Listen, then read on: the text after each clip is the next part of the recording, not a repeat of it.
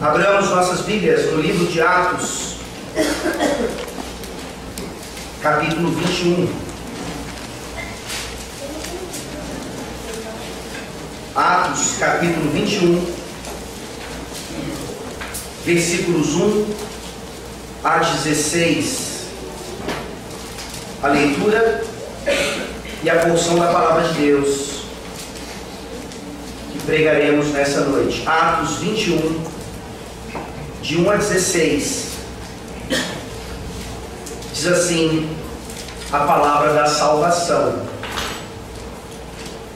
Depois de nos apartarmos, fizemos a vela e, correndo em direitura, chegamos a Cós. No dia seguinte a Rhodes e dali a Pátara. Achando um navio que ia para a Fenícia, embarcamos nele, seguindo viagem. Quando Chipre já estava à vista, deixando-a à esquerda, navegamos para a Síria e chegamos a Tiro, pois o navio devia ser descarregado ali. Encontrando os discípulos, permanecemos lá durante 7 dias. E eles, movidos pelo Espírito, recomendavam a Paulo que não fosse a Jerusalém. Passados aqueles dias, tendo nos retirado, prosseguimos viagem, acompanhados por todos, cada um com sua mulher e filhos, até fora da cidade. Ajoelhados na praia, oramos. E despedindo-nos uns dos outros, então embarcamos. E eles voltaram para casa.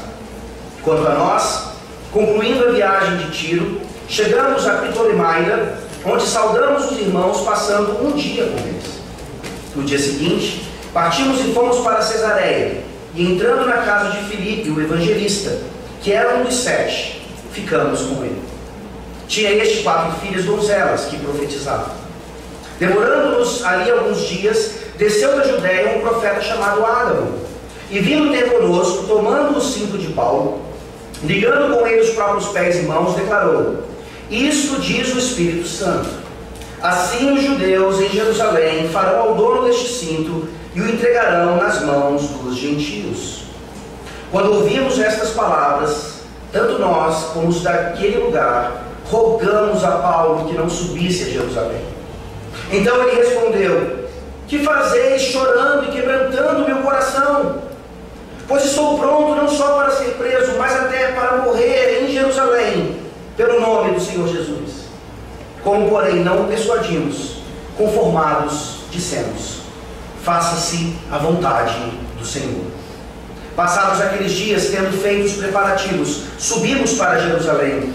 E alguns dos discípulos também vieram de Cesareia conosco, trazendo consigo Minasson, natural de Chipre, velho discípulo, com quem nos deveríamos hospedar. Amém. Vamos orar.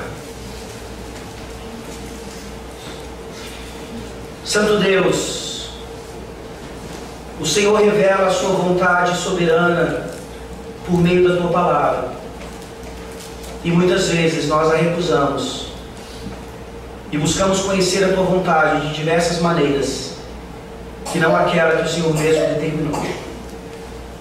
Ajuda-nos nessa noite a sermos lembrados, ó Deus, da tua soberania e do quanto precisamos ser submissos, não só à tua vontade, mas principalmente à interpretação correta da tua vontade. Muitas vezes sabemos exatamente o que fazer, mas por causa do perigo ou da desobediência, não fazemos assim. Ajuda-nos a entender por meio desse texto o que Paulo fez nesse momento em que já se preparava para a morte, já se encaminhava para ser oferecido como libação ao Senhor, como ele mesmo nos diz nas suas últimas epístolas, as epístolas a Timóteo e a Tito. Ajuda-nos, Senhor, a entender o que é nos sacrificarmos pelo Senhor, mesmo que isso não signifique morte física, ou mesmo significando a morte física. Nos ajuda nessa noite a olharmos para a coragem e para o discernimento de Paulo e de outros, e buscarmos no Espírito Santo exatamente isso para as nossas vidas. Tens misericórdia daqueles que ainda não podem ser guiados totalmente pelo Espírito. seguem pela sua vida, vagando como sem destino ou sem rota. Que nessa noite o teu Santo Espírito possa mostrar a eles que somente pela cruz de Cristo há destino certo para o céu, a Nova Jerusalém. Ó Deus, leva-nos até lá em segurança, em nome de Jesus. Amém. Amém. Édipo Rei, essa tragédia grega já foi até mesmo enredo de novela da Globo, Mandala, há muito tempo atrás. E essa tragédia grega foi a forma, tanto na novela como principalmente na época dos gregos, de mostrar como lidar com a inevitabilidade do destino. Os gregos acreditavam num determinismo impessoal. Aquilo que foi determinado pelos deuses aconteceria inevitavelmente, não importasse o que fosse feito por aquele cujo destino foi traçado. Édipo, o personagem principal dessa tragédia, ele é abandonado como criança, como um bebê ainda, para ser morto. Ele é adotado por alguém que não era o seu pai biológico, e ele, quando cresce, vai para Delfos receber uma profecia para tentar entender um pouquinho melhor a respeito de sua vida. E a profecia que o oráculo lhe dá é bem clara: ele mataria o seu pai e se casaria com a sua mãe. O que você faria se você recebesse uma profecia assim? O que você faria se o seu destino traçado representasse o assassinato de seu pai e o casamento com a sua própria mãe? Obviamente, você faria o que Édipo fez. Ele foge. Ele vira um andarilho. Ele quer escapar do seu destino. Ele acha que ele consegue fazer isso, mas ao fugir do seu destino, ele acaba encontrando o próprio. Em suas andanças por aí, ele encontra um velho numa encruzilhada, e após alguma discussão, ele agride o velho e ele acaba morrendo. Ele acaba chegando até Tebas, onde ali um outro oráculo, na verdade um enigma, é dado a ele. Caso ele não resolvesse o enigma, ele morreria e toda a cidade estaria condenada. Ele resolve o enigma, salva sua própria vida e de toda a cidade, e assim se torna então o marido de Jocasta, a rainha da cidade, a viúva de Laio. Ao concluir a história, Édipo acaba descobrindo que o seu verdadeiro pai foi aquele velho que ele matou naquela encruzilhada, o rei Laio, o rei de Tebas. E que ele de fato casara-se com sua mãe, a rainha Jocasta. Uma tragédia terrível. Uma tragédia não apenas para mostrar o que é a inevitabilidade do destino, mas principalmente como nós lidamos com aquilo que está determinado a partir de algo impessoal. E graças a Deus, esse texto vem nos mostrar nessa noite que de fato Deus determinou todas as coisas.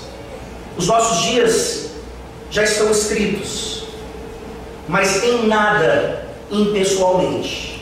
O Deus das Escrituras, o Deus todo-providente, o Deus soberano, Ele determinou os nossos dias, mas Ele é um Deus de amor, um Deus pessoal e um Deus que cumpre a sua vontade. E todas as coisas realmente cooperam para o bem daqueles que amam a esse Deus. Enquanto Édipo Rei continua sendo uma tentativa de explicação para o futuro ou o destino para aqueles que não têm Deus, para nós as Escrituras Sagradas nos mostram exatamente o que significa confiar no Senhor e naquilo que está preparado para nós. O capítulo 21, ele começa logo depois da despedida de Paulo lá em Mileto. Ele mandou chamar os presbíteros de Éfeso. Ele não quis ir para Éfeso. Ele perderia muito tempo em Éfeso. Ele está se encaminhando para Jerusalém. Ele precisa chegar logo lá. Ele precisa levar aquele dinheiro que está com ele para os necessitados de Jerusalém. E mais do que isso, ele precisa chegar até Roma. Ele entendia que ali provavelmente seria o seu fim. Ele está indo para o seu destino. Nada o impediria. Ele chora com os presbíteros de Éfeso, mas ele precisa continuar. Ele se despede. E agora nós vemos a continuação da sua viagem. No capítulo 21, então, nós aprendemos que o guiar do Espírito nos leva a conhecer e realizar a vontade de Deus, quando interpretamos a revelação de forma correta e submissa. Vejam aqui algumas expressões importantes, principalmente nos dias de hoje, onde o guiar do Espírito parece uma coisa subjetiva, uma coisa totalmente privada ou pessoal, no sentido individual.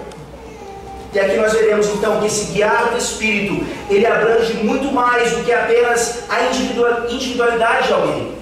O guiar do Espírito ligado à corporatividade da igreja nos leva a conhecer e realizar a vontade de Deus, quando interpretamos a revelação de forma correta e submissa. Nós veremos então em primeiro lugar, dos versículos 1 a 6, o guiar do Espírito até Tiro. Historicamente, geograficamente, o que é esse movimento de Paulo e de seus companheiros de Mileto até Tiro, incluindo Tiro, e as lições que tiramos aqui. O guiar do Espírito até Tiro. Leiamos mais uma vez, versículos 1 a 6. Depois de nos apartarmos, fizemos a vela, e correndo em direitura, chegamos a Cós, no dia seguinte a Rhodes, e dali a Pátara. Achando um navio que ia para a Fenícia, embarcamos nele, seguindo viagem. Quando Chipre já estava à vista, deixando-a à esquerda, navegamos para a Síria e chegamos a Tiro, pois o navio devia ser descarregado ali. Encontrando os discípulos, permanecemos lá durante 7 dias, e eles, movidos pelo Espírito, recomendavam a Paulo que não fosse a Jerusalém. Passados aqueles dias, tendo nos retirado, prosseguimos viagem, acompanhados por todos, cada um com sua mulher e filho, até fora da cidade. Ajoelhados na praia, oramos. E despedindo-nos uns dos outros, então embarcamos, e eles voltaram para casa. O guiar do Espírito até Tiro nos mostra, em primeiro lugar, a agenda de viagem de Paulo. Nós temos aqui Lucas fazendo essa viagem juntamente com o apóstolo, e descrevendo aqui, de próprio punho, sendo testemunha da viagem, aquilo que aconteceu. E nós vemos então que eles vão passando por vários lugares, saíram de Mileto e vão chegar até Tiro, onde permanecem ali. O que é que esse diário de viagem ou essa agenda nos mostra? Duas coisas que sempre dizem respeito a essa ideia do que é fazer a vontade de Deus, ou melhor, conhecê-la e fazê-la. Isso está ligado àquilo que nós chamamos de o guiar do Espírito. O Espírito Santo está aqui, sem dúvida alguma, guiando esses homens, fazendo-os passar exatamente por essas rotas aqui.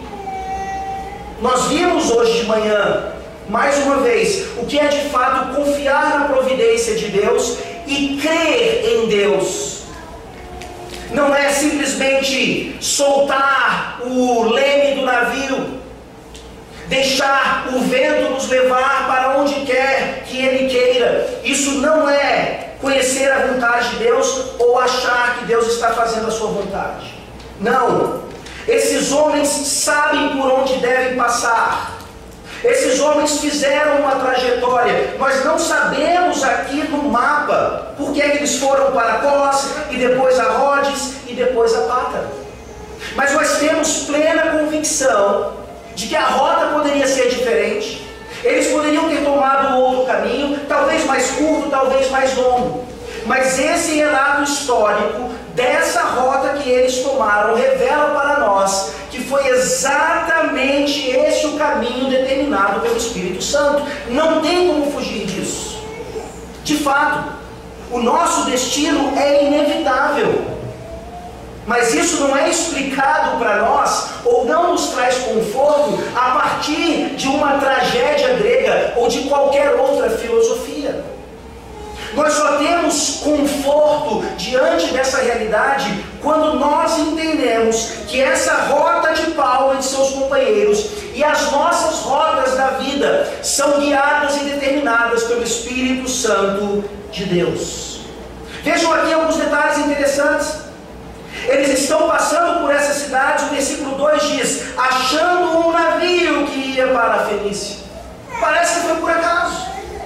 Eles estavam ali em Pátara, eles precisavam continuar a viagem e de repente eles acham um navio. Por acaso? Não! A providência de Deus, por meio do seu Espírito Santo, fez com que aquele navio ali estivesse naquele exato lugar, naquele exato momento, para que eles embarcassem e continuassem a viagem. Quando eles passam então por Chipre e chegando finalmente em Tiro, eles precisam permanecer em Tiro. Talvez não houvessem planejado isso. Talvez não quisessem passar em Tiro os 7 dias que eles ali passam, como o relato nos ensina. Mas o versículo 3 diz, o navio devia ser descarregado ali. São coisas que vão além de nós ou estão além de nós. Por mais minucioso, organizado que você seja, você não tem o controle da sua vida. Você não tem o controle do seu destino. Isso não significa que nós devamos ser desleixados e desorganizados. Não. Isso não significa que não devamos nos preparar o máximo possível. Não para evitar as coisas que estão à frente de nós, mas para fazer exatamente aquilo que Deus quer de nós. Existe uma sintonia, sem dúvida alguma, talvez da qual estejamos distantes, quando temos que tomar decisão, quando temos que saber para onde ir, aonde chegar, porque nós não temos buscado intimidade com Deus, sem dúvida alguma. Nós, por um lado, criticamos aqueles que dizem que são guiados pelo Espírito de forma meramente mística e subjetiva. Mas nós, tão reformados e tão estudiosos, parecemos não ser guiados pelo Espírito de forma alguma. Parecemos realmente não entender aquilo que nós pregamos, que Deus está no controle realmente, e que isso então é o nosso conforto. Principalmente quando coisas ruins nos acontecem. O guiar do Espírito então leva esses homens até Tiro e ali faz com que eles permaneçam durante 7 dias. E esse mesmo Espírito ali, durante esses dias, faz com que alguns discípulos, movidos pelo Espírito, como o versículo 4 mostra, recomendem a Paulo que não fosse a Jerusalém. Ora, isso deveria nos chamar a atenção. Será que há um problema aqui de tradução? O texto parece nos mostrar uma contradição. Volte aí, por favor, para o capítulo 20, versículos 22 e 23. Paulo já havia declarado o que o Espírito Santo lhe revelara em relação ao que aconteceria. O versículo 22 diz, do capítulo 20, e agora constrangido em meu espírito, vou para Jerusalém, não sabendo o que ali me acontecerá, senão que o Espírito Santo de cidade em cidade me assegura que me esperam cadeias e tribulações. Ele sabe que ele tem que ir para Jerusalém. Ele não sabe exatamente o que vai acontecer, mas ele sabe que cadeias e tribulações o aguardam. Uma contradição, porque ele sabia que isso deveria acontecer. Claramente, se o Espírito Santo revelou a ele, essa era a vontade de Deus, por mais duro que fosse cumprir esse mandato, ele está indo para Jerusalém. Mas ele em Tiro, e ele se reúne com alguns discípulos, e esses mesmos discípulos mostram para ele, pelo Espírito, que ele não deveria ir para Jerusalém. Será que o Espírito Santo mudou de ideia?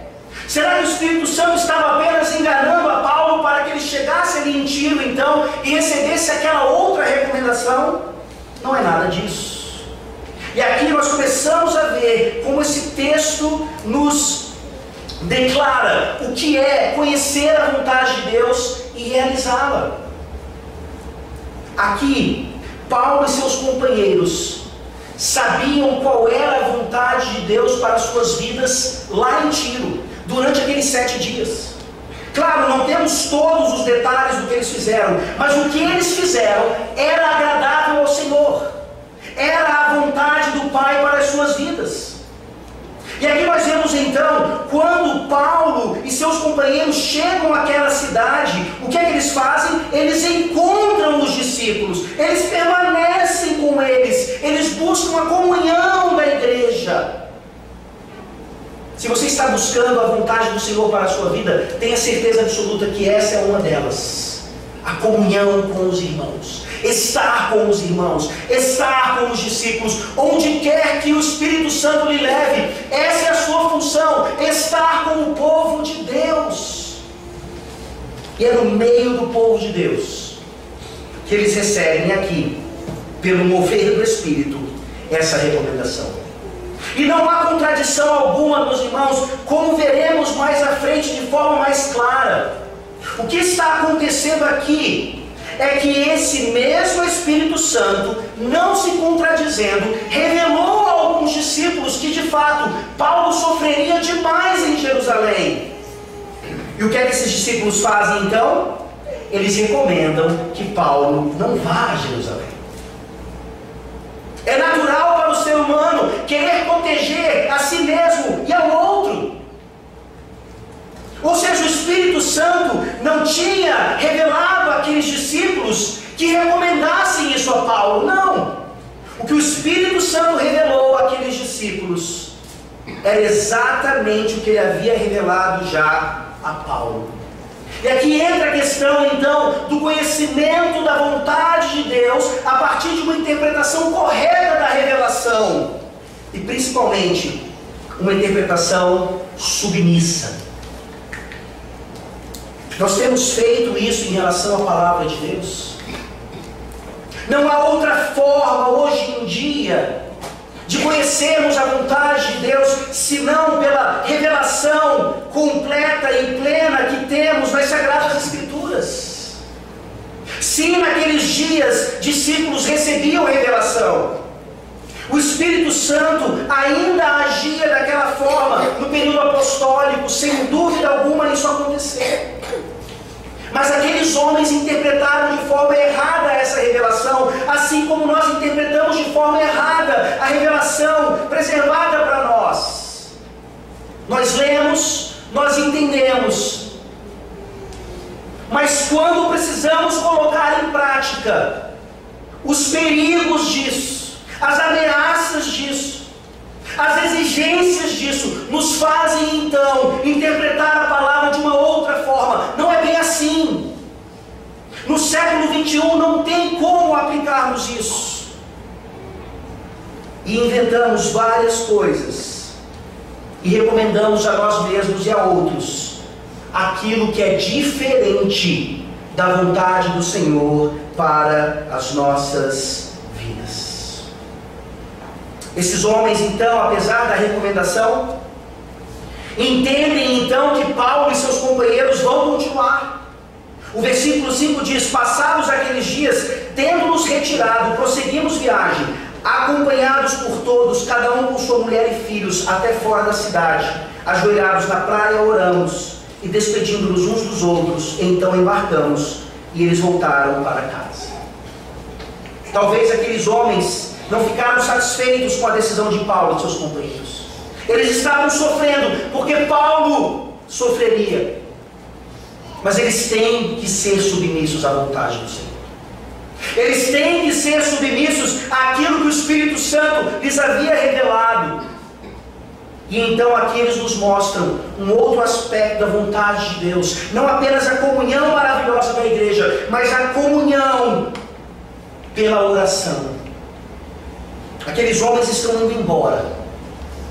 E aquela igreja, aqui o detalhe é, todos, cada um com sua mulher e filhos, as famílias reunidas, se ajoelham na praia e oram juntos ali. Que imagem sensacional!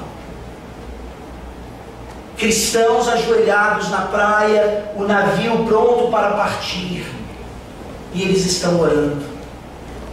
Talvez orando assim: Senhor, se for de tua vontade, livra Paulo. Mas eles sabiam no fundo que essa não era a vontade do Senhor. Talvez alguns mais maduros e submissos à revelação oravam: Deus, leva logo Paulo então para Jerusalém, para que ali ele possa cumprir o seu destino cabalmente, com coragem. Não sabemos o conteúdo da oração, mas nós sabemos que aqui aqueles cristãos estavam fazendo a vontade do Senhor, algo que nós cristãos hoje temos tanta dificuldade de realizar. O que está acontecendo aqui, meus irmãos? Não é uma oração meramente de despedida, não é uma oração abençoadora, é uma oração corporativa. A igreja toda, a família toda reunida para orar uns com os outros, uns pelos outros. A vontade do Senhor na sua vida hoje é que você venha quarta-feira à noite para orar com o povo de Deus, para orar com as famílias da aliança. E se você não tem feito isso, e se as razões para que você não faça isso não forem legítimas, você está em pecado. Eu repito, você não está cumprindo a vontade do Senhor. Examine-se a si mesmo. Confronte-se em relação ao seu entendimento do que é a importância da oração corporativa.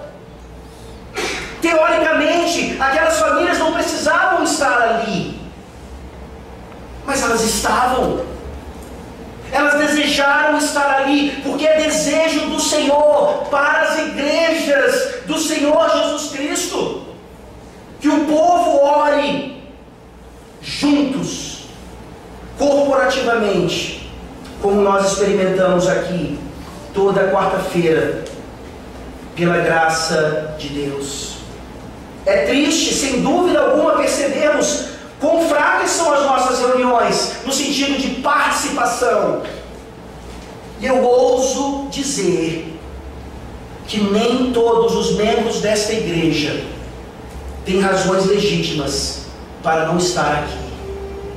Que nós nos arrependamos e saibamos que essa é a vontade do Senhor para as nossas vidas.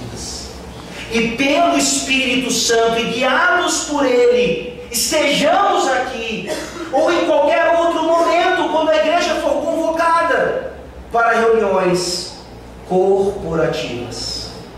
Esse foi o guiar do Espírito e a manifestação da vontade do Senhor até essa cidade, incluindo-a. Mas a viagem continua. Eles se despediram. E aqui nós vemos então o guiar do Espírito até Cesareia. O que essa geografia ou história tem para nós, dos versículos 7 a 14. Leiamos o guiar do Espírito até Cesareia.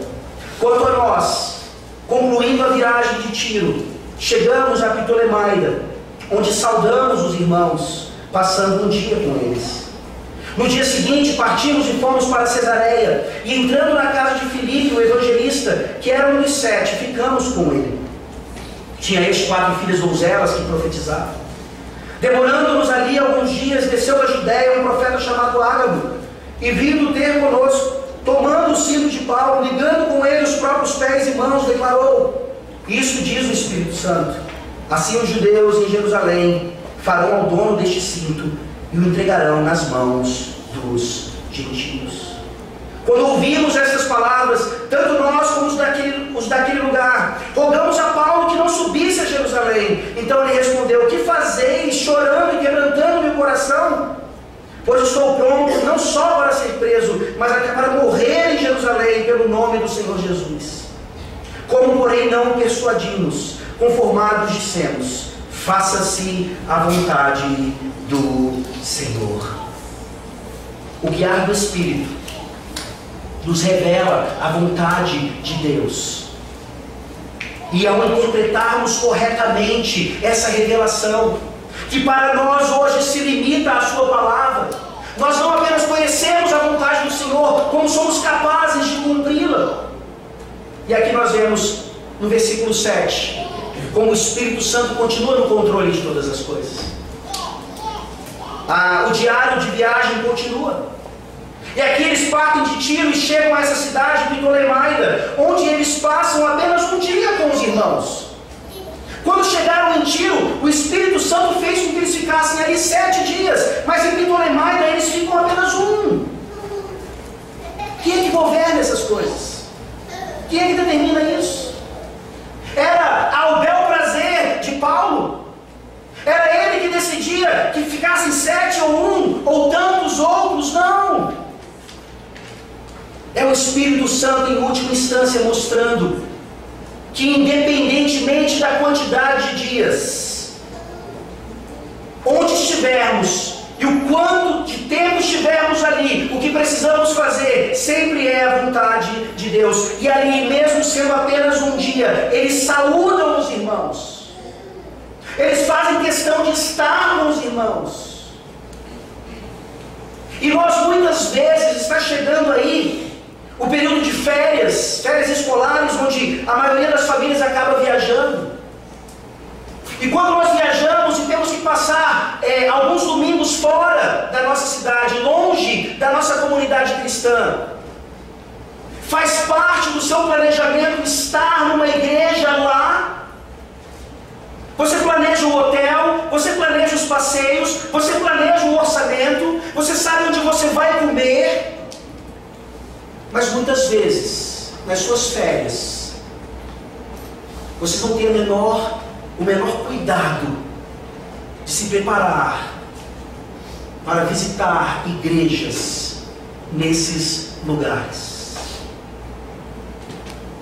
O quanto nós queremos estar com os nossos irmãos, se estivermos ali um tempo mais longo ou um tempo mais curto, é o privilégio que o Espírito Santo nos dá, de passando de cidade em cidade, visitando outros lugares, conhecermos irmãos em Cristo. E sabemos que um dia estaremos com eles, na Jerusalém celestial. Da mesma maneira, então, que o guiar do Espírito nos revelou a vontade do Senhor lá em Tiro, Ele nos revela agora. E a partir do versículo 8, então, eles finalmente chegam em Cesareia. E quem é que está lá? Filipe, o evangelista, um dos 7. Sim, aquele que havia sido ordenado diácono, mas que também, juntamente com Filipe, recebeu aquele ofício extraordinário, temporário, provisório de evangelista. Nós sabemos que Estevão, como evangelista, ele pregou aquele sermão, que foi até mencionado no sermão de hoje de manhã, e por causa daquele sermão, ele acabou sendo apedrejado. E nós sabemos que esse mesmo Filipe, como evangelista, ele vai a Samaria, e abrindo a sua boca, e realizando sinais e prodígios, muitos se convertem, são batizados. E ali nós vemos grande avivamento no meio daquele povo rejeitado por Israel. Eles chegam em Cesareia, nos mostrando aqui então que Filipe já havia passado por Jerusalém, por Samaria, por outros lugares, e está agora residindo em Cesareia, realizando o diaconato e ainda o trabalho de um evangelista. Por que é importante nós notarmos que aqui, com Filipe, eles permanecem e ficam? Não é apenas porque Filipe era conhecido, ou porque Filipe tinha esses ofícios. Abra sua Bíblia, por favor, em Atos capítulo 8. Deus está nos revelando a sua vontade hoje, como revelou naqueles dias. A comunhão da igreja, a comunhão dos irmãos, a comunhão por meio de oração, já foi demonstrado claramente. Aqui a comunhão com Filipe tem uma outra característica. Por que Filipe vai para Samaria? Quando nós lemos o primeiro versículo do capítulo 8 de Atos, nós entendemos por quê. Diz assim o primeiro versículo, que parece o final do capítulo 7, mas é o início do capítulo 8, numa divisão meio estranha aqui. E Saulo consentia na sua morte. Nós vemos aqui o perseguidor da igreja Saulo consentindo na morte de Estevão, e logo depois disso o Espírito Santo nos relata a grande perseguição que houve ali em Jerusalém. E é nesse contexto que Filipe e outros evangelistas saem de Jerusalém e começam a pregar o evangelho em outros lugares. Filipe vai para Samaria por causa do perseguidor Saulo, dentre outras coisas. E vejam então aqui qual é a vontade do Senhor para as nossas vidas. Quem é que está agora sendo recebido por Filipe? É o perseguidor Saulo, que se transformou em Paulo, pela graça do Espírito Santo. Você consegue receber alguém que lhe fez mal um dia? Você consegue receber alguém que era inimigo da cruz de Cristo, mas agora, sem dúvida alguma, é um verdadeiro irmão? A comunhão dos irmãos é uma obviedade nesse texto,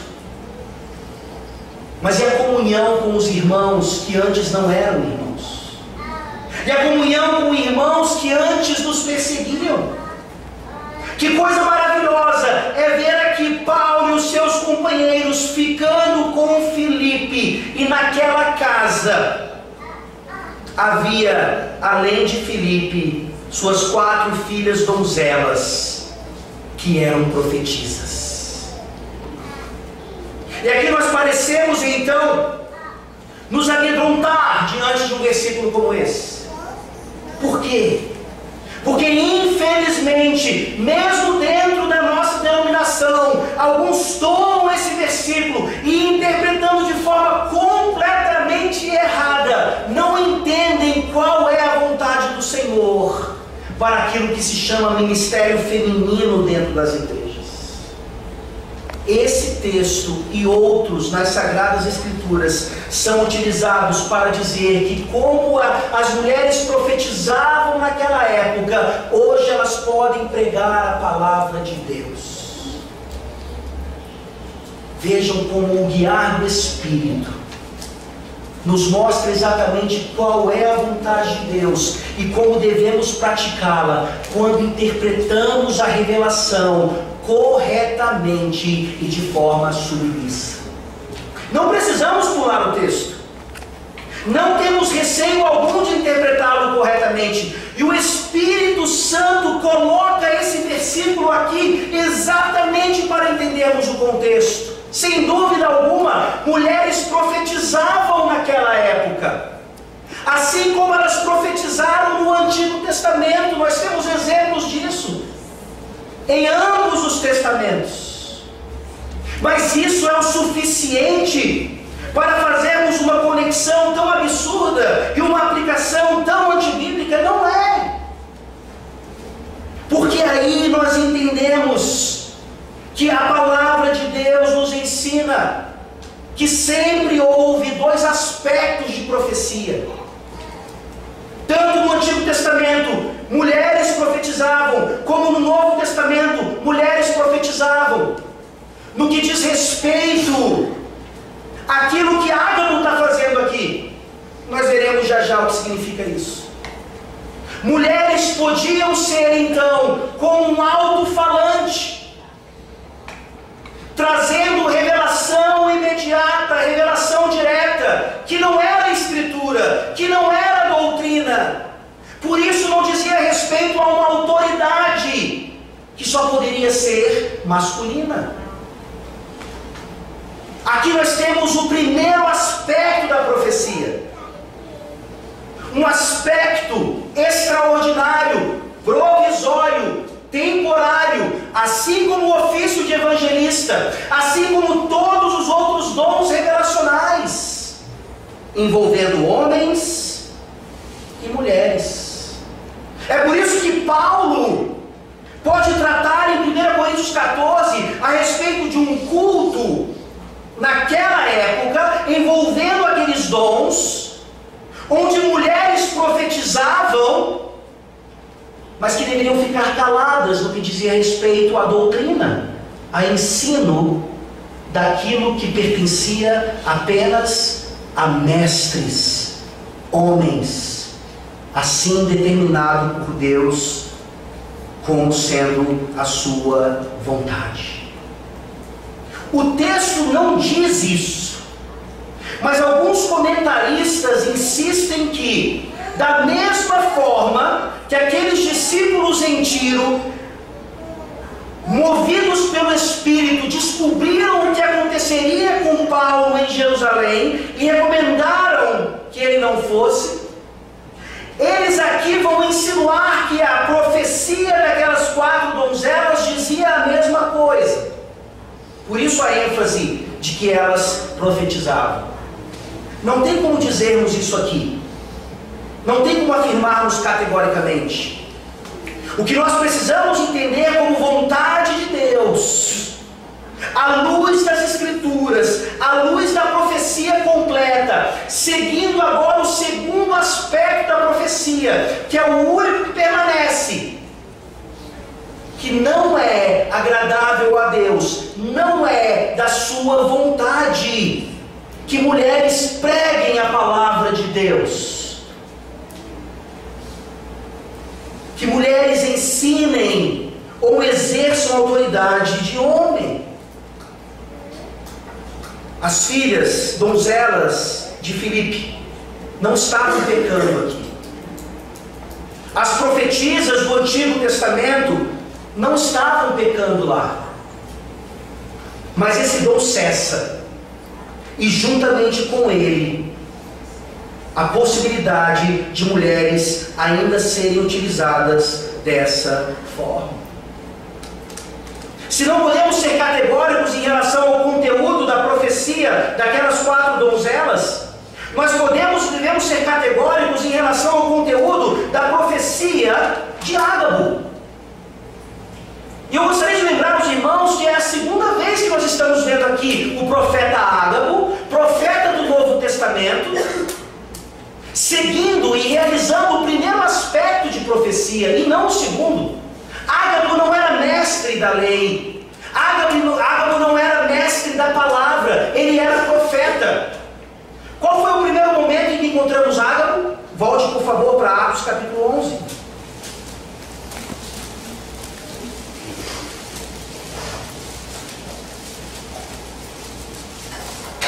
Atos capítulo 11,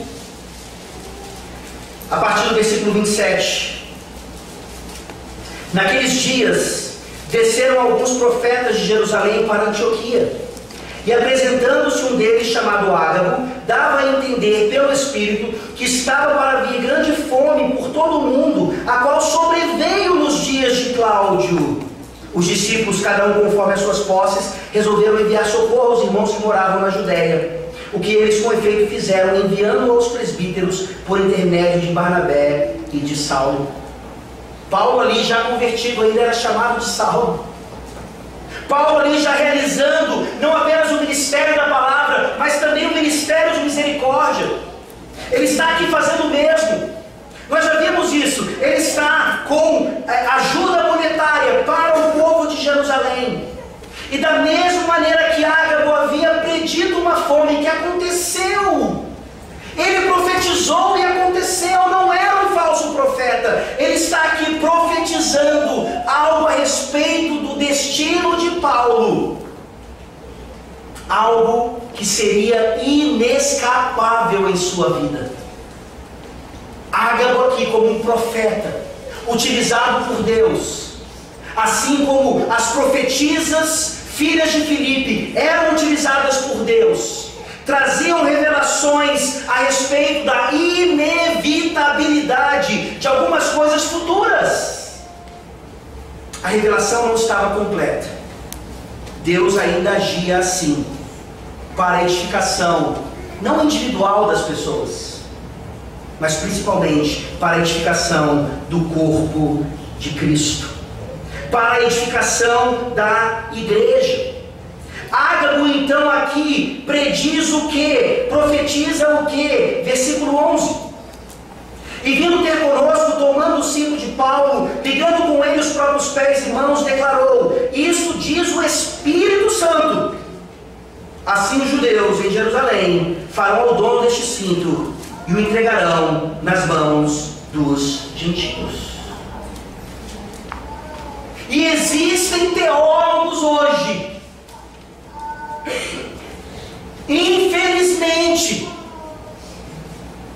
lidos e respeitados no meio presbiteriano, que defendem que a profecia no Novo Testamento não era igual à profecia do Antigo Testamento. Por isso hoje ainda podem haver profetas e profetisas que eventualmente vão errar nas suas predições, nas suas previsões, e por isso não precisam ser apedrejados ou apedrejadas como os profetas do Antigo Testamento. Eu cito um nome aqui, não tem problema nenhum, até para você tomar cuidado quando ler Wayne Grudem, um teólogo batista, bom em várias áreas, assim como outros são, mas que quando trata desse assunto, e como falei anteriormente, tem influenciado e mal pastores presbiterianos, que interpretando mal as Escrituras, acabam acreditando nesse tipo de coisa. Essa conclusão de Wayne Grudem é absolutamente falsa, por dois motivos claros aqui. O que Ágabo está fazendo é mostrar quão igual, quão idêntica é a profecia neotestamentária à profecia veterotestamentária. Ele está aqui dramatizando a profecia. Ele fala o conteúdo da profecia e ele dramatiza o conteúdo da profecia. Não bastasse o seguir o erro teológico de Wayne Grudem, muitos pastores presbiterianos usam isso aqui, e o que nós leremos logo em seguida, para justificar o drama no culto. Eles dizem o seguinte: é simples, a pregação da palavra, ela pode ser dessa forma tradicional, como nós estamos fazendo hoje, ou o pastor Robroto pode, para mostrar melhor a verdade da Bíblia, fazer aquilo ou dramatizar aquilo que ele está pregando. Logo a gente pode expandir isso para uma peça de teatro, pantomima ou tantas outras coisas. Não. A profecia dramatizada realmente aconteceu, tanto no Novo Testamento, pelo menos nessa ocasião, como acontecia no Velho Testamento, sem dúvida alguma. Mas fazermos a ponte de que a pregação da palavra agora pode ser substituída pela dramatização é um erro gravíssimo do que é a vontade de Deus para o seu culto, para a revelação da palavra e tantas outras coisas. Abra sua Bíblia, por favor, em Isaías capítulo 20. Isaías capítulo 20.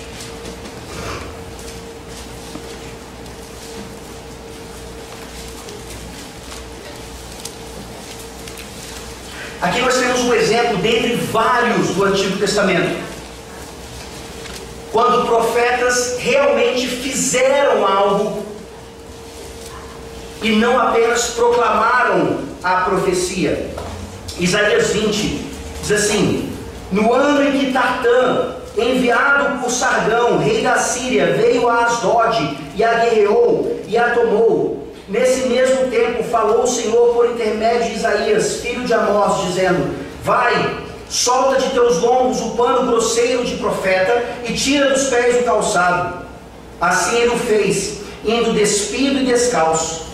Então disse o Senhor: assim como Isaías meu servo andou 3 anos despido e descalço, por sinal e prodígio contra o Egito e contra a Etiópia, assim o rei da Síria levará os presos do Egito e os exilados da Etiópia, tanto moços como velhos, despidos e descalços, e com as nádegas descobertas, para a vergonha do Egito. Ainda bem que esse texto não justifica uma dramatização nos dias de hoje. Porque se fôssemos literais, esse tipo de coisa poderia acontecer ainda hoje. E nós temos então para nós a palavra plena, completa, mais cortante, mais edificante do que qualquer outra coisa que veio antes, porque agora nós temos o próprio Filho como revelação máxima. Todo o Antigo Testamento, obviamente, é palavra de Deus.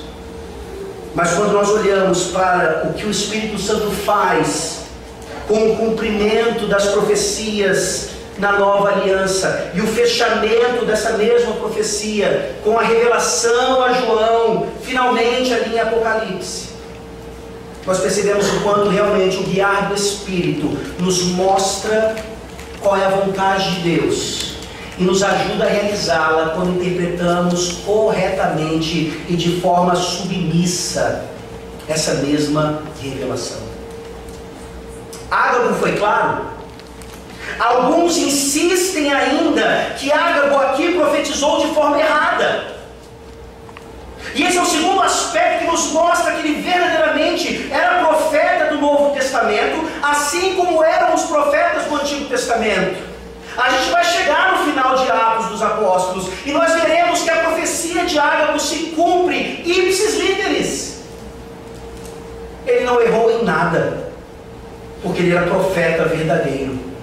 O que ele disse que aconteceria com Paulo realmente aconteceu.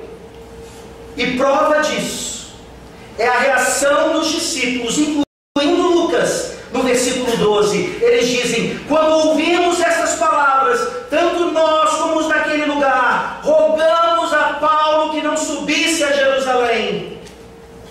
A mesma reação dos discípulos de Tiro, a mesma reação que nós temos em vários momentos da nossa vida. Quando a pregação da palavra, quando a leitura da palavra, quando qualquer manifestação da palavra nos revela a vontade de Deus, nós sabemos o que precisamos fazer, mas ao fazer isso, nós seremos perseguidos, mas ao fazer isso, nós perderemos amigos, ao fazer isso, nós iremos contra a família, ao fazermos isso, teremos que desobedecer o Estado, ao fazer isso, teremos que desobedecer os nossos pais. E nós interpretamos de forma errada a vontade do Senhor. E dizemos para nós mesmos ou para outros: não faça isso. Não seja radical. Usamos até aquele texto de Provérbios de forma errada. Não seja demasiadamente justo. Quando na verdade nós simplesmente precisamos cumprir aquilo que é claramente a vontade do Senhor. Aqui são discípulos experientes, meus irmãos. Lucas está incluído. Ele ouviu a profecia. Ele já tinha ouvido de Paulo. Ele já tinha ouvido em Tiro. Eles aqui ouvem mais uma vez. E a reação é idêntica: não vá para Jerusalém, Paulo. Fuja do sofrimento. Deus está lhe revelando que você vai sofrer. Não seja um masoquista. Proteja a sua vida, Paulo, porque nós queremos proteger a nossa vida também. E aqui nós nos lembramos dos discípulos juntamente com Jesus Cristo. Não apenas aquele relato de Pedro, bem conhecido, quando Jesus declara para eles: eu preciso ir para Jerusalém, sofrer, ser cuspido, morto e ressuscitar. E Pedro fala: Jamais isso vai acontecer. Não queira isso para o Senhor. Bate na madeira, Senhor. As palavras têm poder. Vira essa boca para lá. Jesus fala a reda de Satanás. E em João capítulo 11, quando Jesus vai ressuscitar Lázaro a caminho de Jerusalém, ele fala: vamos para Jerusalém. E os discípulos falam: vamos para morrer. O que a gente pode fazer? Tem que obedecer. A gente não consegue convencer o Senhor que há outra forma de vencer o pecado, há outra forma de vencer a morte. O sofrimento não é a resposta final. Mesmo que Deus tenha deixado isso claro, nós podemos reverter a vontade do Senhor. Isso, sem dúvida alguma, expressa bem o que Lucas e outros discípulos sugeriram para Paulo. Mas a resposta de Paulo é fantástica. No versículo 13 ele diz: que fazeis chorando e quebrantando-me o coração? Pois estou pronto não só para ser preso, mas até para morrer em Jerusalém, pelo nome do Senhor Jesus. É essa a sua resposta hoje à noite. Talvez você não tenha o privilégio máximo da aflição máxima, que é perder a sua vida física por causa de Jesus. Quem nos dera isso? Mas nós temos diariamente oportunidades de perder tantas outras coisas por causa de Cristo e do seu Evangelho. E nós insistimos: eu queria saber qual é a vontade do Senhor para a minha vida. E você já sabe. E você diz isso porque você não quer sacrificar aquilo que Deus está lhe exigindo. O guiar do Espírito nos mostra qual é a vontade do Senhor e como realizá-la em nossas vidas quando nós interpretamos corretamente a revelação e principalmente quando nos submetemos a ela. A resposta de Paulo leva aqueles homens então no versículo 14 a se comprometer com essa vontade. Eles dizem: como porém não o persuadimos? Conformados, dissemos: faça-se a vontade do Senhor. Eles sabiam qual era a vontade do Senhor, eles sempre souberam, eles quiseram escapar do seu destino, e o destino é inescapável. Quando Deus diz algo, nós fazemos aquilo. Deus determinou os nossos dias, e Ele, como um Deus pessoal, amoroso, que cuida do seu povo, mesmo no sofrimento, mesmo na perseguição, mesmo na aflição, Ele está dizendo: siga em frente. Essa é a minha vontade para você. Não fuja, não mude o traçado, não tem como, eu vou te pegar lá na frente. Eu vou lhe pegar, porque a minha vontade para a sua vida é boa, perfeita e agradável. A submissão à vontade de Deus para nós hoje significa submissão à sua palavra completa e perfeita. Isso nos leva aos últimos 2 versículos, que é o guiar do Espírito até Jerusalém. Eles passaram por Tiro, recebemos todas aquelas lições maravilhosas. Eles passaram por Cesareia, recebemos essas lições maravilhosas. E agora, indo para Jerusalém, nós temos ainda algumas lições nesse guiar maravilhoso do Espírito. Versículos 15 e 16. Passados aqueles dias, tendo feito os preparativos, subimos para Jerusalém, e alguns dos discípulos também vieram de Cesareia conosco, trazendo consigo Mnason, natural de Chipre, velho discípulo, com quem nos deveríamos hospedar. Aqui nesses 2 versículos, dentre várias coisas, nós vemos pelo menos 2. A coragem desses discípulos. E coragem, meus irmãos, não significa ausência de medo. Coragem não é essa ideia do machão capaz de fazer tudo e ir contra todos, não. Coragem significa que apesar do medo, apesar de estarmos tremendo, apesar de não sabermos exatamente o que vai acontecer, senão que nós vamos morrer, nós mesmo assim vamos, nós fazemos os preparativos, nós subimos para Jerusalém e nós vamos juntos com Paulo, custe o que custar. Você tem essa coragem?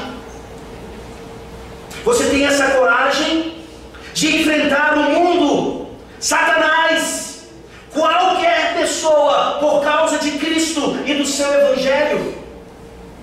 Isso não significa ausência de medo. Isso não significa que nós não devemos tremer nas bases, mas tremendo nas bases nós vamos. Nós continuamos. E aqui o segundo aspecto fantástico. Na pessoa desse velho discípulo, Mnason, um discípulo experiente, um discípulo que poderia usar a velha desculpa dos mais sábios, dos mais experimentados, como eu ouvi certa vez e sempre ouço, espero nunca chegar nessa condição. Quando você é jovem, é mais destemido, é um pouco mais corajoso para fazer a vontade do Senhor, a despeito de qualquer coisa, enfrentando os inimigos e aqueles que se levantam contra a cruz de Cristo.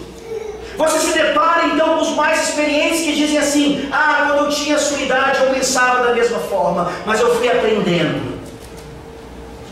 E hoje nós precisamos ir com calma. Usa-se a desculpa de fazer as coisas com sabedoria e paciência, para que elas nunca sejam realizadas. Não mexa com isso, rapaz. Você está saindo do seminário ainda. Aprenda que isso se muda apenas com 20 anos, e depois de 20 anos nunca se muda. Não se trata. Eu não estou dizendo que não devamos escolher as nossas batalhas. Não estou dizendo que seminaristas são muitas vezes não apenas destemidos, mas falam demais e falam errado. Mas falar corretamente e falar com sabedoria corresponde a sermos corajosos e aproveitarmos as oportunidades para manifestarmos a vontade do Senhor em relação a todas as coisas. Esse velho discípulo, Mnason, que poderia se esquivar aqui da sua responsabilidade, ele assume para si não só a coragem necessária, mas a responsabilidade que lhe era devida. Ele vai hospedar aqueles inimigos de Israel em Jerusalém. Ele vai hospedar Paulo e seus companheiros. O que significa isso? Ele está colocando a sua vida em risco ao realizar uma das maiores vontades de Deus para o seu povo, que é hospedar as pessoas, que é exercer a hospitalidade, mesmo que isso signifique a sua cumplicidade com aquele que não é benquisto no meio onde você estiver. Esse texto é maravilhoso ao nos mostrar o quanto nós já conhecemos a vontade de Deus pela revelação das Escrituras Sagradas, e o quanto nós insistimos em não cumprir essa vontade porque nós somos medrosos, desobedientes e tememos mais a homens do que a Deus. Eu termino, meus irmãos, mostrando que a tragédia grega de Édipo Rei conclui com Jocasta, sua mãe, se suicidando e ele furando os 2 olhos e depois morrendo eventualmente abandonado. Uma tragédia de fato. mas uma tragédia que não oferece esperança alguma. Uma tragédia que continua fazendo pessoas tentarem evitar o seu destino, tentarem mudar a sua rota. E sem Cristo, independentemente de rota que elas tomarem, elas vão acabar no inferno. Uma tragédia verdadeira seria se Paulo aceitasse a recomendação dos discípulos em Tiro.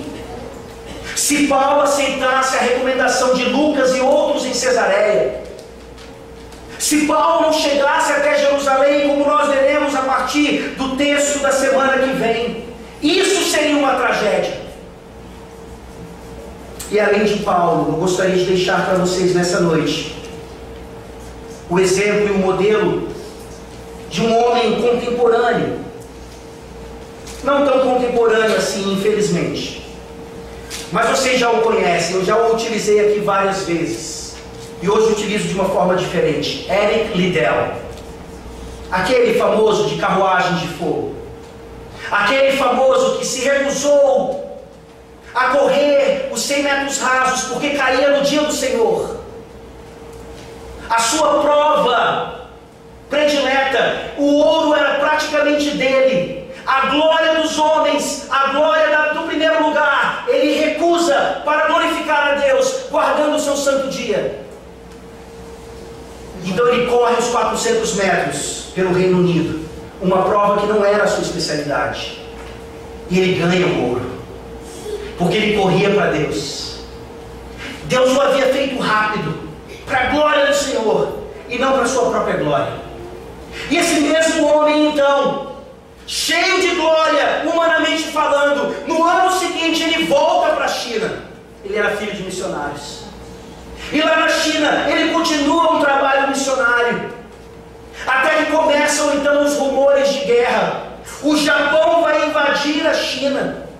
O governo britânico avisa então todos os missionários britânicos ali: saiam da China, o Japão está chegando e eles vão arrasar vocês. Eric Liddell, casado e com filhos nessa época, ele agradece o governo britânico. E ele diz: eu não vou embora. Ele envia sua esposa e filhos de volta para a Grã-Bretanha e fica ali na China ensinando e sofrendo juntamente com aqueles convertidos pela graça de Deus. O Japão realmente chega ali. Eles invadem a nação, eles levam Eric Liddell e outros para a prisão, na verdade um campo de concentração.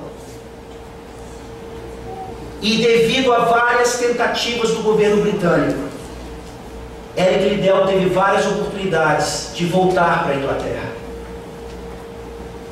Várias tentativas de diplomacia para que aquele homem, cidadão, que orgulhara tanto a Inglaterra, a Grã-Bretanha, melhor dizendo, com a sua medalha, estava agora tentando ser salvo por essa nação, mas ele se recusa e ele permanece ali na China. Ele sabia, cumprindo a vontade de Deus na sua vida, que ele precisava ficar ali. Isso vai ser relatado, meus irmãos, num filme que está sendo lançado, não tem nem título em português ainda, On Wings of Eagles, em asas de águias. Não sei se esse vai ser o título traduzido. Mas da mesma forma que nós temos Carruagens de Fogo, mostrando a história desse homem, nós teremos agora um outro filme relatando essa parte desse herói cristão, que podendo salvar a sua vida, permanece no meio de um campo de concentração, fazendo aquilo que o próprio Senhor Jesus Cristo fez no Getsemane, quando ele diz: afasta de mim esse cálice, mas não seja feita a minha vontade, mas sim a tua. Nós temos a oportunidade de dizer a mesma coisa diariamente, e que nós possamos então, conformados com a palavra de Deus, conformados e submissos à sua vontade revelada na palavra de Deus, dizer, como os discípulos disseram no versículo 14 de Atos 21, faça-se a vontade do Senhor. Vamos orar.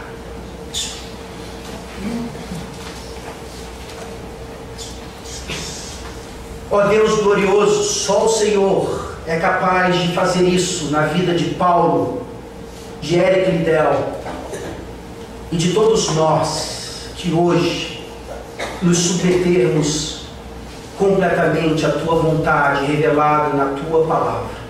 Obrigado, Senhor, porque não precisamos mais de revelações, não precisamos mais de línguas, não precisamos mais daqueles dons tão necessários naquela época, que serviram o seu propósito e que hoje são completamente substituídos pela Tua palavra de Gênesis a Apocalipse. Ó Senhor, que nessa noite aqueles que não conheciam ainda a Tua vontade revelada para a salvação de suas vidas, que possam ter ouvido o Evangelho e nessa noite se submeterem a Jesus Cristo, aquele que disse, não seja feita a minha vontade, mas a Tua, que nessa noite a Tua vontade se manifeste salvando pecadores, e que nós crentes há tanto tempo, alguns aqui já velhos discípulos, paremos, Senhor, de não realizar a Tua vontade em todas as áreas das nossas vidas.